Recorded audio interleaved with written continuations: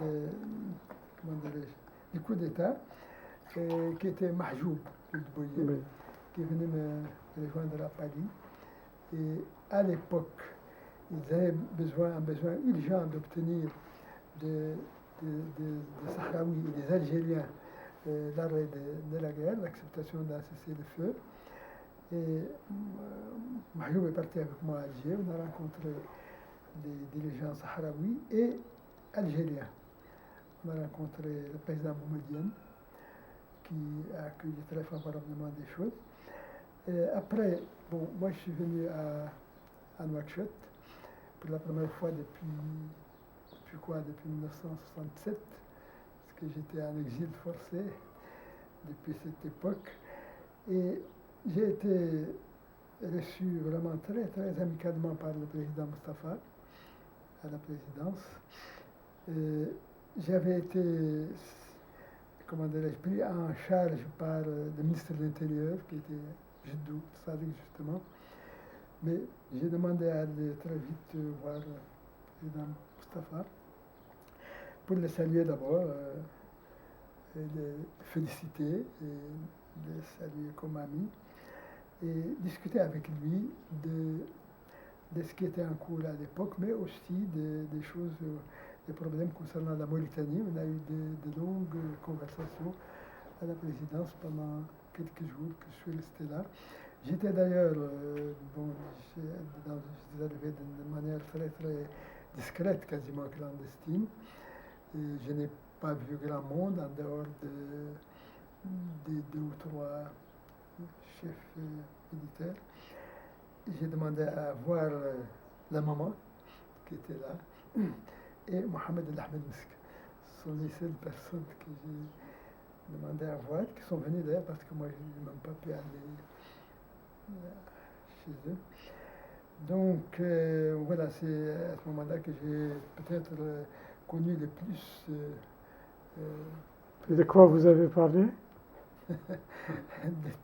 de tout, de beaucoup de choses en tout cas, mais tout autour de la Mauritanie. Bien sûr, on a un petit peu évoqué le passé, la jeunesse, notre jeunesse de toute façon, à tous les deux, qui était assez loin déjà à l'époque, malheureusement, mais surtout du mouvement de la jeunesse, du mouvement national qu'on avait créé, qu'on avait mis en place, mais surtout de la situation de l'époque qui était très compliquée, très dangereuse, parce que la Mauritanie avait une situation très délicate, très complexe. Le Maroc, évidemment, n'était pas spécialement content de sa défection. Et personnellement, j'avais une idée d'ailleurs très loin de ce que les gens pouvaient penser. Personnellement, je pensais que la Mauritanie ne devait pas abandonner brutalement ses relations avec le Maroc, ni même son alliance dans une certaine mesure. Que la Mauritanie prenne ses distances et qu'elle se libère de la présence militaire marocaine qui n'était plus indispensable, et qu'elle fasse sa vie comme elle l'entend, mais qu'elle garde une liaison très étroite avec le Maroc jusqu'à ce que le problème soit résolu dans son ensemble. Parce qu'à mon avis, il ne suffisait pas que la Mauritanie sorte de la guerre et qu'elle rende la petite portion de Sahara qu'elle a aux Sahraouis, parce que de toute façon, les Sahraouis ne pouvaient pas la prendre en charge. Et cette position, je l'ai gardée jusqu'au bout, y compris après le bout d'ailleurs, parce que je n'étais pas du tout favorable à la manière dont les choses se sont terminées par la suite, après le départ de Moustapha d'ailleurs. Donc, cette position, je l'ai partagée avec le président Moustapha, et on a discuté des négociations et des personnes qui devaient les conduire. Bon, moi j'étais à sa disposition, à la disposition de la Mauritanie, pour aider à arranger les choses du côté en tout cas du Polisario et de l'Algérie. Bon, j'ai donné un avis sur les personnes qui devaient continuer. D'ailleurs, finalement, ce sont des amis très proches qui ont mené les négociations. C'était Mahjoub, justement, et Heibo El Hamoudi, qui était un ami commun à nous d'ailleurs, et Abdelkader Kamara, qui était quelqu'un de très proche du président, enfin, qui était son directeur de cabinet, un ami, et que moi je connaissais un peu, mais qui était devenu un ami très proche à cette époque-là. Ce sont les trois qui ont conduit les négociations, en fait avec moi, parce que bon, moi j'étais un peu des deux côtés, bon, parce que du côté sahraoui aussi, je conseillais les Sahraouis, et je conseillais les deux, évidemment, dans le même sens, parce que moi j'avais avec les Sahraouis une relation qui datait surtout de l'époque des fondateurs du Polisario Loueli, et avec lesquels on s'entendait totalement sur ce qu'il fallait faire, et qui étaient totalement d'accord pour que le Sahara se joigne à la Mauritanie sous forme de fédération, parce que de toute façon le Sahara, qui à l'origine ne pouvait pas se différencier de la Mauritanie, il y a eu une différenciation par la force des choses et par la colonisation, parce que la colonisation espagnole a donné un caractère un peu particulier, une spécificité sahraoui, qui de toute façon n'était pas de trop,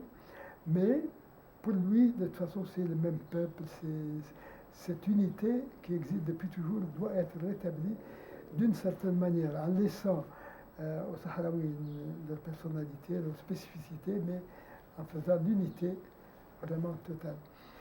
Donc, les Sahraouis, bon, c'était leur position.